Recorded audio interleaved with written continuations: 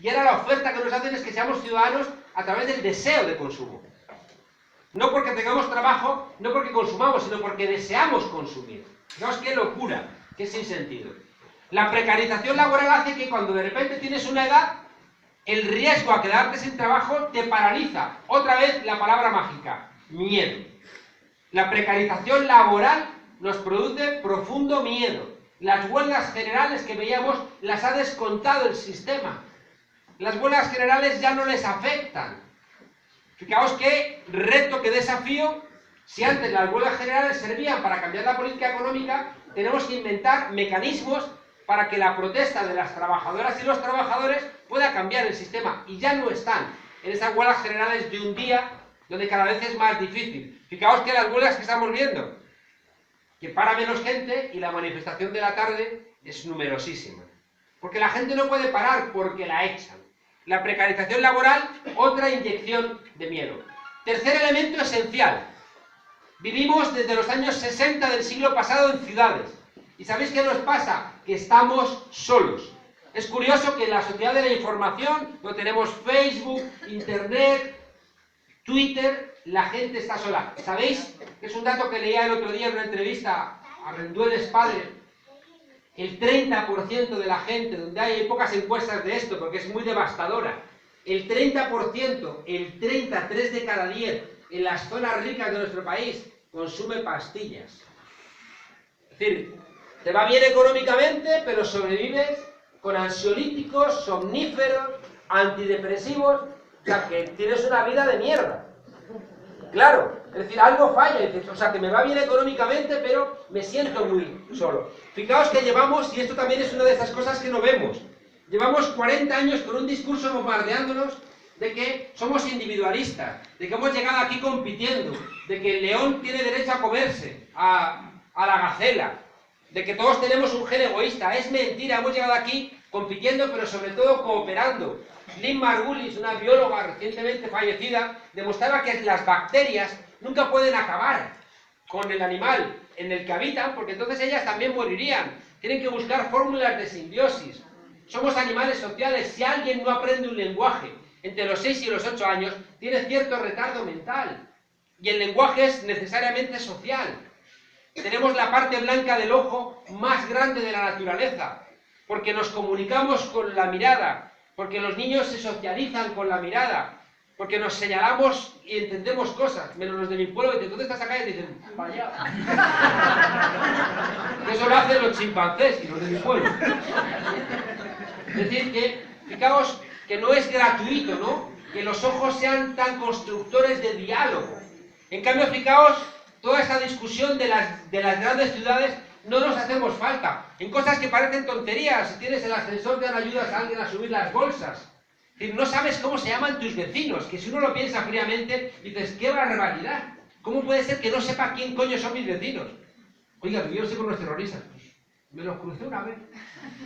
Parecían buenos chicos, ¿no? O sea, no tienes ni idea, ¿no?, con quién vives. Y tercer elemento, fijaos, como somos animales sociales, al sentirnos tan solos y tan solas, tenemos miedo. Hay una cosa que la decía mucho José Luis San Pedro, y lo dicen los biólogos: los seres humanos, todos nosotros, todas nosotras, tenemos dos grandes sentimientos, que son el miedo, que lo rige el hipotálamo, y la esperanza, que lo rige el neocórtex. Todos tenemos estas dos grandes sensibilidades. El miedo, que hace que defiendas tu territorio más inmediato.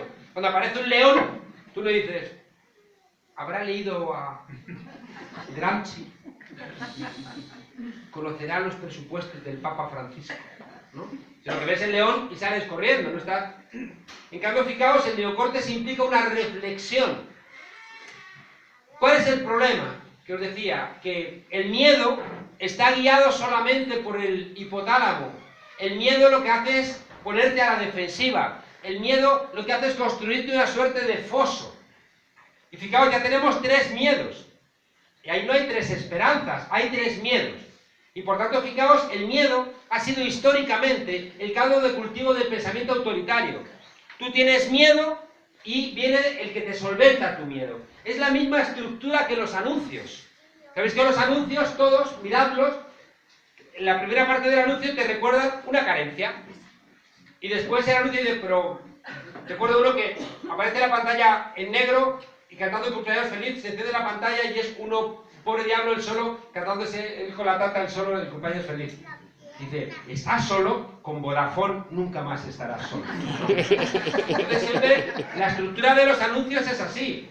Igual que la estructura de los detergentes, ¿no? Que juegan con que hay una construcción social de que la mujer se siente sucia, porque menstrua. Todos los anuncios, hechos por psicoanalistas, muchos de ellos, la primera parte del anuncio es tu matrimonio fracasa porque está la casa sucia. Llega la suegra y dice, bonita. O tu marido fracasa en el trabajo porque lleva el babi sucio, la camisa sucia, o un niño fracasa en el colegio porque lleva el babi sucio. Y una vez que te recuerdan tu corresponsabilidad en la suciedad, te dicen, pero el frotar se va a acabar. O viene Mr. Proper y dice, tranquila, que ahora tú y yo esto lo solucionamos en un momento, ¿no? Entonces, fijaos esa lógica de los anuncios, que es hacerte sentir mal para que luego tengas la necesidad de comprar un producto, es idéntico, ¿no?, al que opera en esto que os estoy contando. 3 miedos. Y si te construyen el miedo, no hay otra solución de que estés esperando que venga alguien a solventarte tu miedo. Te hace infantil. Infantis infonis. El que no fona, el que no tiene voz. Y no es extraño que los que vayan a morir a la guerra sean la infantería, ¿no? Los que no tienen voz, que siempre necesitan un adulto, un general, para que hable con ellos. Un otro elemento, fijaos, que creo que es súper importantísimo, es la pérdida de los marcadores de certeza. Esto solamente os lo menciono. Pero fijaos, os invito a que os preguntéis cuáles eran los elementos que a la gente mayor que vosotros les ordenaba la vida, les entregaba su lugar en la vida. Dios, por ejemplo. Hoy Dios, yo creo que tenía un amigo cura y la gente empezó a casarse porque te regalaba más cosas. Eso que cantaba Sabina de triste como una boda por lo civil. Bueno, pues me voy a casar por la iglesia, te regala más cosas, es más bonito. Entonces la gente para casarse hacía la catequesis y este cura le decía a los que se iban a casar, pero vosotros creéis, y dicen, pues algo habrá. Claro, era como asumir de alguna manera la parte más represiva de la creencia sin ningún tipo de recompensa, salvo pues un teatrillo, ¿no? O sea, Dios ya no ocupa el espacio que antes ocupaba en nuestras sociedades. El mundo del trabajo, que os decía, nos ubicábamos, fijaos, según el lugar que tuviéramos laboralmente. Y cuando de repente el trabajo se disuelve, pues hay mucha gente que te dice, ¿qué trabajas? Pues estoy en Telepizza mientras que me sale algo de lo mío, ¿no? Es una manera de interiorizar que quien me va a dar mi personalidad es el trabajo, cuando ya no es así. La familia. Déjame contaros, corriendo, a mí me encargó un informe el gobierno sueco, de 425.000 euros también. No me dio para más. Ya te digo. Entonces, quería el gobierno sueco saber el éxito de las tiendas de IKEA, ¿no? Yo hice un estudio bastante pormenorizado, utilizando todas las herramientas de la sociología que he aprendido, y les di las conclusiones, que eran 2 hojas. La primera era el título, y les contaba que el éxito de las tiendas de IKEA tenía que ver con que los matrimonios jóvenes que se casan compran los muebles en IKEA porque 2 años y 3 meses después, que es cuando más o menos las estadísticas dicen que se divorcian, nadie se pelea por quién se queda sus muebles de mierda. No les gustó mucho. No les pareció como muy elaborado. Les pedí una ampliación, queriéndoles plantear que teníamos un dato fiable del deterioro de la vida de pareja según se iban arqueando en las estanterías Bior. Me dijeron que no tenía consistencia científica y dije, pues, peor para vosotros. Voy a montar un partido. Bueno, bromas aparte, fijaos, creo que hay otro elemento que creo que es muy relevante. Fijaos que estoy planteando de certezas que servían a nuestros mayores, el mundo laboral, Dios, la familia, las ideologías. ¿Qué significa hoy ser de izquierdas? De izquierdas es Felipe González, Alfonso Guerra, Cayo Lara, Pol Pot. Precisamente. Es decir, es un jaleo, ¿no? Al final se cae la Unión Soviética y la izquierda Yo recuerdo que cuando me reuní con Pablito, con don Pablo, cuando estábamos discutiendo sobre si poner en marcha Podemos o no, yo recuerdo que le dije una vez, tenemos que hacer lo de Prince. ¿Sabéis que Prince, el cantante, ahora se llama el cantante antes llamado Prince, ¿no? Decía, tenemos, Pablo, que construir el espacio antaño llamado izquierda, que ya no va a ser la izquierda tradicional, va a ser otra cosa. No podemos seguir siendo rehenes, ya digo, de esa izquierda que ya no nos da herramientas, ni para entender el mundo, ni siquiera para gestionarlo. Bueno, os decía que es muy importante entender que las certezas que organizaban el mundo ya no valen, ni Dios, ni las ideologías, ni la familia, ni el Estado-Nación. Hay una frase que me gusta mucho repetir de Woody Allen que dice: Dios ha muerto, Marx ha muerto, la historia ha muerto y yo me encuentro francamente mal. Como diciendo, ¿dónde demonios me agarro, no? Si no encuentro yo algún tipo de certeza, ¿no? Para orientarme en el mundo. Y ¿sabéis? Eso se dio cuenta Pasolini también. Él decía que se cae, fijaos, se cae la iglesia, se cae la sede del partido, se cae la fábrica, y lo único que queda en pie es el Corte Inglés, ¿no? Es decir, que estás triste, compra, no sabes qué hacer con la vida, compra, tienes dificultades en entender el sentido de la vida, pues compra. Y al final, fijaos, el consumismo se convierte en la gran alternativa. Y fijaos, ese es el sueño neoliberal. Fijaos que yo estaba en Berlín cuando se cae el muro, ¿no? Y veías a la gente cuando cruza el muro de Berlín y se encontró los supermercados, los grandes centros comerciales, o sea, de verdad parecía que habían venido los extraterrestres, ¿no? Y la gente veía aquello y decían, pero se nos habían dicho que el capitalismo era una mierda. Y mira qué centros comerciales, ¿no? Y le decías, no vais a poder comprar ahí, ¿eh? Da lo mismo, ¿no? Entonces, fijaos, ese sueño consumista se ha interiorizado. Yo siempre cuento porque fijaos qué importante es.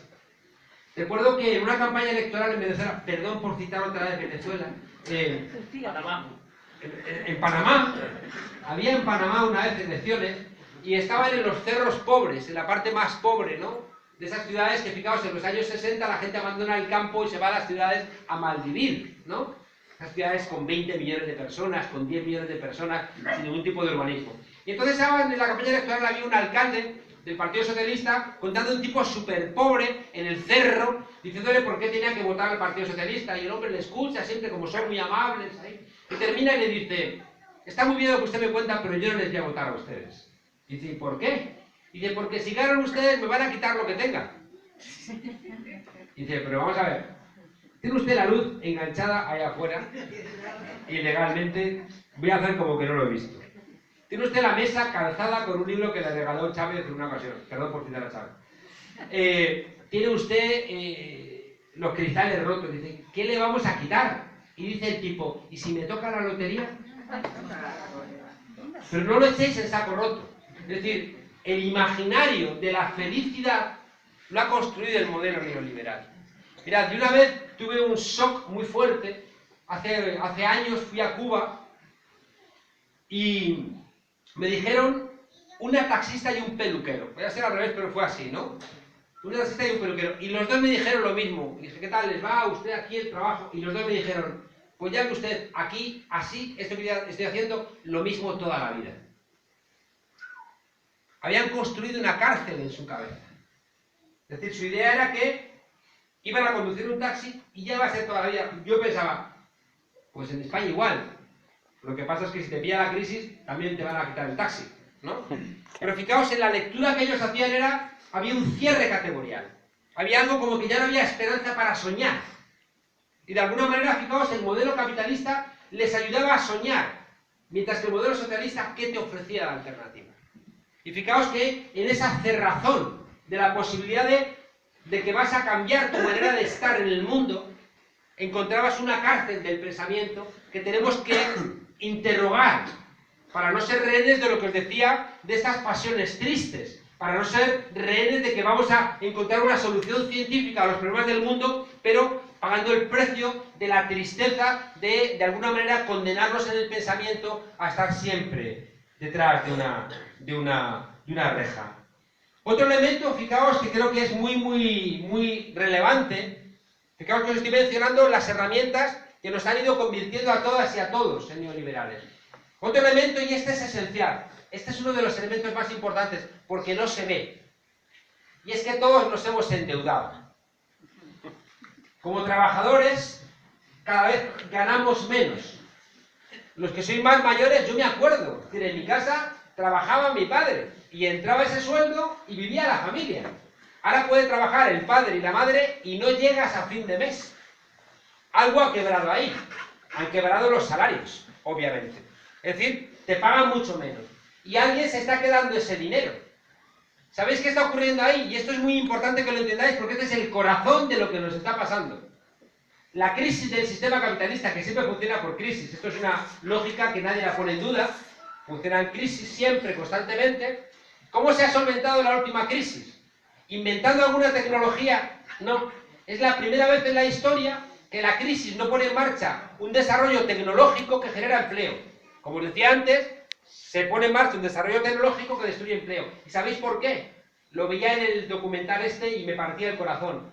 Porque por vez primera en la historia, fijaos lo que os voy a deciros, por primera vez en la historia, la crisis del sistema capitalista cíclica se ha solventado con la derrota de la clase obrera. Es la primera vez en la historia, desde que el capitalismo empieza a finales del siglo XV, cuando empieza la conquista de América, es la primera vez que la pérdida de la tasa de ganancia de las empresas no se solventa poniendo en marcha el vapor, la electricidad, la química, el motor de explosión, sino que se solventa la crisis extrayéndole el beneficio, pagándole menos a los trabajadores. Es una novedad histórica. Los sindicatos son derrotados, los trabajadores ganamos menos dinero. ¿Y sabéis cuáles son los dos efectos? Fijaos cómo nos acompañan todos los días. El efecto es que todos nosotros, de alguna manera, nos endeudamos para mantener el nivel de vida. Hay un endeudamiento. Y el sistema capitalista, ¿dónde está ganando la plata? En el sector financiero, con nuestro endeudamiento. Ahí tenemos uno de los elementos centrales de la novedad de lo que nos está pasando. Hemos construido el monstruo del sistema financiero que te dobla la espalda, que te parte las rodillas, nos produce otra vez miedo, como os decía, miedo porque es que estos mafiosos te parten las rodillas si no les pagas, ¿no? Y al mismo tiempo, fijaos, al endeudarnos nos disciplinamos, nos entra miedo y somos, fijaos, se está pasando en Brasil. En América Latina, fijaos, los gobiernos de cambio sacaron a 75 millones de personas de la pobreza. 75 millones de personas. Con cosas bastante que decíamos, joder, tened cuidado con esto. Recuerdo plantear discusiones con Lula. Porque dices, ¿sabes qué hizo Lula? A la gente que tenía una chabola, le reconocía a la chabola como propiedad y a cambio les daban una tarjeta bancaria. Les daban la tarjeta del banco contra la chabola. ¿Y qué han hecho? ¿Han hecho ciudadanos? No, han hecho propietarios. ¿Qué hacen? Votan a los verdugos. Porque no han construido conciencia, han construido propietarios que han comprado ese sueño del consumo infinito de que un día te tocará la lotería.